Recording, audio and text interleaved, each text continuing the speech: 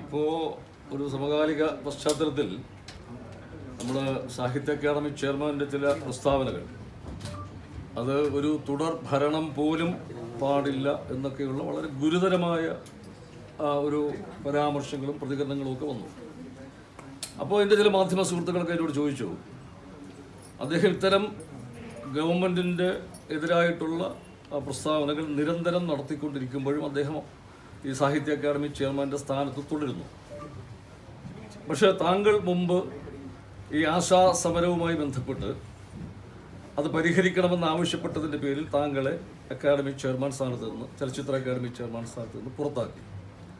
അപ്പോൾ ഇതൊരു നീതികേടല്ലേ എന്ന് തോന്നുന്നു എന്ന് പറഞ്ഞിട്ട് പല മാധ്യമ സുഹൃത്തുക്കൾ എന്നോട് ചോദിച്ചപ്പോൾ ഞാനിതൊരു മറക്കാൻ ശ്രമിച്ച അല്ലെങ്കിൽ ഒരു അടഞ്ഞ അധ്യായമെന്ന് വിചാരിച്ചിരുന്ന ഒരു കാര്യമാണ്. അപ്പോൾ ചിലർ ഇങ്ങനെ എൻ്റെ ശ്രദ്ധയിൽ ഇത് പെടുത്തിയപ്പോൾ അതിനെക്കുറിച്ചൊരു ഫേസ്ബുക്ക് പോസ്റ്റ് കഴിഞ്ഞ ദിവസം ഞാൻ ചെയ്തു. അതിൽ ഞാൻ പറഞ്ഞത് അക്കാദമിയുടെ ഈ ചുമതല, ചലച്ചിത്ര അക്കാദമിയുടെ ചുമതലയിൽ കഴിഞ്ഞ കുറച്ചു കാലങ്ങളായിട്ട് വളരെ തിരക്ക് പിടിച്ച കുറേ പ്രവർത്തനങ്ങൾ നടന്നുകൊണ്ടിരിക്കുമ്പോൾ അതിന് ഒന്ന് 30ാമത് IFFKയുടെ ഒരുക്കങ്ങൾ ദ്രുതഗതിയിൽ നടന്നുകൊണ്ടിരിക്കുന്നു. ഇക്കഴിഞ്ഞ സംസ്ഥാന ചലച്ചിത്ര അവാർഡിൻ്റെ നിർണയം മറ്റൊരിടത്ത് ജൂറി അതിൻ്റെ നിർണയം നടത്തുന്നു. ഒപ്പം ചരിത്രത്തിലാദ്യമായി ഒരു സിനിമാ നയം, മലയാള സിനിമയുടെ മേഖലയിലൊരു സിനിമാ നയം, അത് ഈ ഹേമ കമ്മിറ്റി റിപ്പോർട്ടിൻ്റെയൊക്കെ പശ്ചാത്തലത്തിൽ ഗവൺമെൻറ് ഒരു സിനിമാ നയം രൂപീകരിക്കുകയാണ്. ആ സിനിമാ നയ രൂപീകരണ സമിതിയിൽ ഞാനും ഒരു അംഗമായിട്ട് ഗവൺമെൻറ് നിയമിച്ചിട്ടുണ്ട്. അപ്പോൾ അതിൻ്റെ നിരവധിയായിട്ടുള്ള ചർച്ചകൾ അത് തിരുവനന്തപുരത്തും എറണാകുളത്തുമൊക്കെ ടെലിവിഷൻ മേഖലയിലെയും സിനിമാ മേഖലയിലെയും പ്രധാനപ്പെട്ട വ്യക്തികൾ, സംഘടനകൾ, ഇവരുമൊക്കെ ആയിട്ടുള്ള നിരവധിയായിട്ടുള്ള ചർച്ചകൾ, അത് തുടക്കം മുതൽ എല്ലാ ചർച്ചകളിലും പങ്കെടുത്തുകൊണ്ട് അതിൻ്റെ തിരക്ക്. സിനിമ കോൺക്ലേവ്, അടുത്ത കാലത്ത് വളരെ വിജയകരമായി നടന്ന കോൺക്ലേവിൻ്റെ ചുമതല, ഇതെല്ലാം നടന്നുകൊണ്ടിരിക്കുമ്പോൾ ഇക്കഴിഞ്ഞ ഈ സംസ്ഥാന അവാർഡ് നിർണയത്തിൻ്റെ തലേ ദിവസം, അതെ കൃത്യമായിട്ട് തലേ ദിവസം അക്കാദമി ചെയർമാൻ സ്ഥാനത്ത് നിന്ന് ഞാൻ പുറത്താവുകയാണ്. എന്താണ് സംഭവിച്ചതെന്ന് എനിക്ക് യാതൊരു ഇതും കിട്ടിയിട്ടില്ല. ഈ നിമിഷം വരെ ഒരു ഔദ്യോഗികമായ ഒരു അറിയിപ്പും ആ കാര്യത്തിൽ ലഭിച്ചിട്ടുമില്ല. അപ്പോൾ ഞാൻ നോക്കുമ്പോൾ ഈ മാധ്യമങ്ങളിലൂടെയാണ് ഈ വാർത്ത അറിയുന്നത്. മാധ്യമങ്ങൾ പറഞ്ഞത് ഈ ആശാസമരവുമായി ബന്ധപ്പെട്ട് മുമ്പ് ഈ സമരം പരിഹരിക്കുന്നത് ആവശ്യമാണ്, ഇല്ലെങ്കിൽ അത് ഗവൺമെൻറ്റിന് ഒരു ദോഷകരമായ ഒന്നാണ്. അത് തീർച്ചയായിട്ടും ഒരു സാംസ്കാരിക സംഗമം, അന്താരാഷ്ട്ര സംഗമം കൊച്ചിയിൽ നടക്കാൻ പോകുന്നു. അതിൻ്റെ പശ്ചാത്തലത്തിൽ അതിൻ്റെ ഒരു ആലോചനാ യോഗം നടക്കുമ്പോൾ ഞാൻ ഉന്നയിച്ച ഒരു കാര്യമാണത്. അപ്പോൾ ഇത്രയും ഒരു വലിയൊരു സാംസ്കാരിക സംഗമം, മാനവികതയും മനുഷ്യ സ്നേഹവും ഒക്കെ പറഞ്ഞുകൊണ്ട് നമ്മൾ ചെയ്യുമ്പോൾ അതിനു മുമ്പ് ഈ സെക്രട്ടേറിയറ്റ് നിലയിൽ ഇങ്ങനെ കുറേ ആശാ വർക്കർമാർ സമരം ചെയ്യുന്നു. അവർ ആ സമരം അതിൻ്റെ രാഷ്ട്രീയത്തിലേക്കൊന്നും ഞാൻ കിടക്കുന്നില്ല. അത് എന്ത് തന്നെയായിരുന്നാലും ശരി, അതൊന്നും പൊതുസമൂഹത്തെ പൂർണ്ണമായും ബോധ്യപ്പെടുത്താനും പറ്റിയിട്ടില്ല. അപ്പോൾ ആ അവസ്ഥയിൽ അത് എത്രയും പെട്ടെന്ന് പരിഹരിച്ചില്ല എങ്കിൽ അത് ഗവൺമെൻറ്റിന് ദോഷം ചെയ്യുന്ന വളരെ സദുദ്ദേശപരമായ ഒരു അഭിപ്രായം, അത് വളരെ പോസിറ്റീവായിട്ട് കാണേണ്ട ഒരു അഭിപ്രായമാണ്. അത് ഞാൻ പ്രകടിപ്പിച്ചതിൻ്റെ പേരിലാണ് ഈ ഒരു എന്ത് അടിയന്തര സാഹചര്യമാണ് ഇപ്പോൾ ഇങ്ങനെ ഇത്രയും പ്രവർത്തനങ്ങൾക്ക് ചുമതല വഹിച്ചുകൊണ്ടിരിക്കുന്ന സമയത്ത് ആ സ്ഥാനത്ത് നിന്ന് തന്നെ പുറത്താക്കി എന്നുള്ളത്.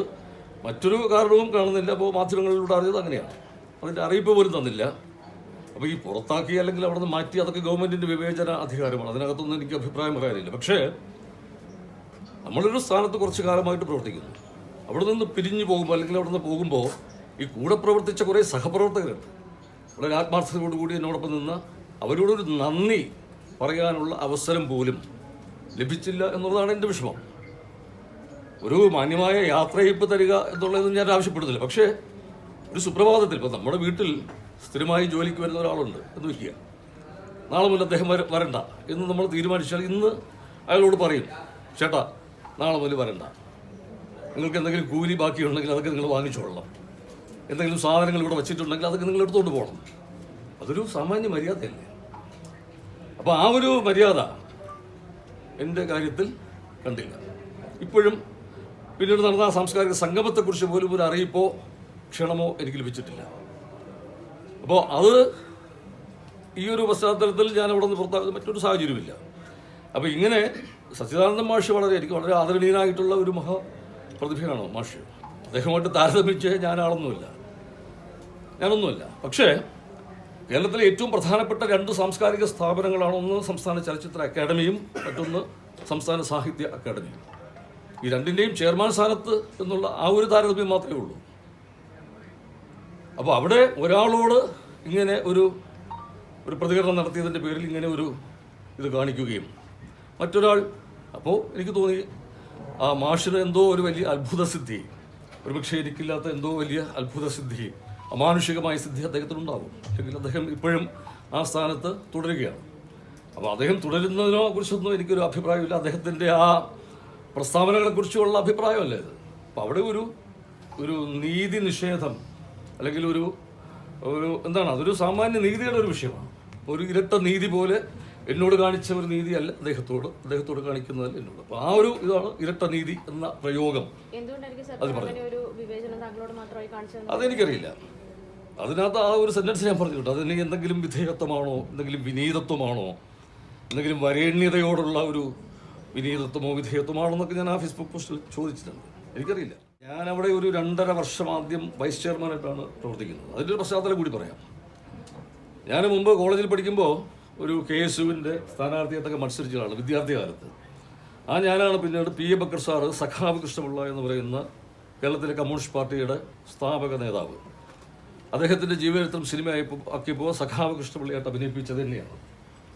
അങ്ങനെ സഖാവ് P. കൃഷ്ണപിള്ള എന്ന് പറയുന്ന ആ മഹാവ്യക്തിത്വം, വിപ്ലവത്തിൻ്റെ സൂര്യ തേജസ്, പോരാട്ട വീര്യം, അദ്ദേഹത്തിൻ്റെ ഒരു ജീവിതത്തിൻ്റെ വിശുദ്ധി, ലാളിത്യം, ആത്മാർത്ഥത, സത്യസന്ധത, മനുഷ്യപക്ഷത്ത് നിൽക്കുന്ന നിലപാടുകൾ, ഇതെല്ലാം കണ്ടിട്ടാണ് എനിക്ക് ഈ കമ്മ്യൂണിസ്റ്റ് പ്രസ്ഥാനത്തോടും കമ്മ്യൂണിസത്തോടുമൊക്കെ ഉള്ളൊരു ആഭിമുഖ്യം ഉണ്ടാകുന്നത്. അപ്പോൾ അതുവരെ ഉണ്ടായിരുന്ന എൻ്റെ ഒരു ചിന്തകളിൽ നിന്നൊക്കെ ഒരു മാറ്റം ഉണ്ടാവുകയും പിന്നെ കമ്മ്യൂണിസം എന്താണെന്ന് അറിയാൻ ശ്രമിക്കുന്നു. അത് മനുഷ്യൻ്റെ ഏറ്റവും വലിയൊരു വിമോചനത്തിൻ്റെ ഒരു തത്വശാസ്ത്രമാണ്.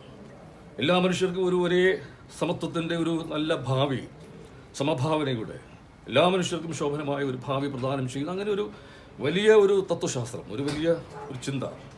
അപ്പോൾ അതിൻ്റെ പക്ഷം ചേർന്നുകൊണ്ട് കഴിഞ്ഞ ഏതാണ്ട് ഒരു 35ഓളം വർഷമായി അതിൻ്റെ പക്ഷത്ത് നിൽക്കുന്ന, ഒരിക്കലും പാർട്ടി അംഗത്വം എനിക്കില്ല, പക്ഷേ പാർട്ടിയുടെ കൂടെ അല്ലെങ്കിൽ ആ ഒരു കമ്മ്യൂണിസ്റ്റ് ആശയങ്ങളുടെ ഒരു സഹയാത്രികനായി തുടരുന്ന ആളാണ്. അങ്ങനെ ഇരിക്കുമ്പോഴാണ് എൻ്റെ ചില ലേഖനങ്ങൾ, എൻ്റെ ചില നിലപാടുകൾ, പ്രത്യേകിച്ചും കർഷക സമരത്തെക്കുറിച്ച്, ഇന്ധന വില വർധനവിനെ കുറിച്ചൊക്കെയുള്ള ചില ലേഖനങ്ങളൊക്കെ ചില പത്രമാധ്യമങ്ങളിലൊക്കെ എഡിറ്റോറിയൽ പേജിലൊക്കെ വരുന്നു. എൻ്റെ ചില പ്രതികരണങ്ങൾ കാണുന്നു. ഇതൊക്കെ കണ്ടിട്ടാണ് കോടിയേരി ബാലകൃഷ്ണൻ സഖാവ് സെക്രട്ടറി ആയിരുന്ന സമയത്ത് ചലച്ചിത്ര അക്കാദമിയുടെ ഇങ്ങനെ ഒരു വൈസ് ചെയർമാൻ സ്ഥാനം ചുമതലയേൽക്കണമെന്ന് എന്നോട് ആവശ്യപ്പെട്ടത്. അങ്ങനെയാണ് ഞാൻ ആ ഒരു ചുമതലയിലേക്ക് വരുന്നത്. അപ്പോഴും ഞാനൊരു സംഗീത നാടക അക്കാദമിയുടെയൊക്കെ ചുമതലയാണെങ്കിൽ നന്നായി എന്ന്, കാരണം ഞാൻ സ്കൂൾ ഓഫ് ഡ്രാമയിൽ നിന്നൊക്കെ ബിരുദം നേടിയ ആളാണ്. അതാണ് ഞാൻ അങ്ങനെയാണെങ്കിൽ താല്പര്യം കാണിച്ചു. പക്ഷേ പിന്നീട് വളരെ നിർബന്ധപൂർവ്വം ഈ ഒരു ആവശ്യം വരുന്നു. ഞാനത് അങ്ങനെയാണ് ആ ഒരു സ്ഥാനത്തേക്ക് വരുന്നത്. അത് കഴിഞ്ഞിട്ടാണ് പിന്നീട് ചെയർമാൻ്റെ ചുമതലയിലേക്ക് വീണ്ടും മാറ്റുന്നത്. അപ്പോൾ ഈ ആദ്യത്തെ 2.5 വർഷക്കാലം ഈ വൈസ് ചെയർമാനായിട്ട് ചുമതല ഏൽക്കുമ്പോൾ ഞാനിവിടെയും പറയാത്ത കാര്യമാണ്, മാസം 10,000 രൂപയാണ് ആകെ ഓണറേറിയം എന്ന് പറയുന്നത്. അതൊരു വലിയ തുകയുടെ വലിപ്പത്തെക്കുറിച്ചല്ല. ഇത് പറ്റിക്കൊണ്ടാണ് ഒരു സിനിമ പോലും ചെയ്യാതെ പൂർണ്ണ സമയം, താങ്കൾ ആത്മാർത്ഥമായി കഠിനാധ്വാനത്തിൻ്റെ കാര്യം ചോദിച്ചല്ലോ, അപ്പോൾ പൂർണ്ണ സമയം ഇതിനു വേണ്ടിയിട്ട് ചെലവഴിക്കുകയും എല്ലാ കാര്യങ്ങളിലും കൂടെ നിന്ന് പ്രവർത്തിക്കുകയും ചെയ്തത്. അപ്പോൾ അതൊന്നും അപ്പോഴും നമ്മൾ ഒരു സിനിമാ താരം എന്നൊക്കെയുള്ള ഒരു പരിഗണന വെച്ചിട്ട് ചില പരിപാടികൾക്ക് വിളിക്കുമ്പോൾ കിട്ടുന്ന ചില അവരുടെ പ്രതിഫലമൊക്കെ വെച്ചിട്ടാണ് എൻ്റെ ഒരു ജീവിതം തന്നെ മുന്നോട്ട് പോയത്. അപ്പോൾ അത്രയും നമ്മളൊരു അർപ്പണബോധത്തോടു കൂടി ചെയ്ത ഒരു പ്രവൃത്തി അവിടെ നിന്ന് പറഞ്ഞു വിടുമ്പോൾ അതിനൊരു മാന്യത ഉണ്ടാകണം എന്നുള്ള ഒരു സാധാരണ മനുഷ്യൻ്റെ ഒരു വികാരം അല്ലെങ്കിൽ ഒരു പ്രതികരണം, അത്രയേ ഉള്ളൂ.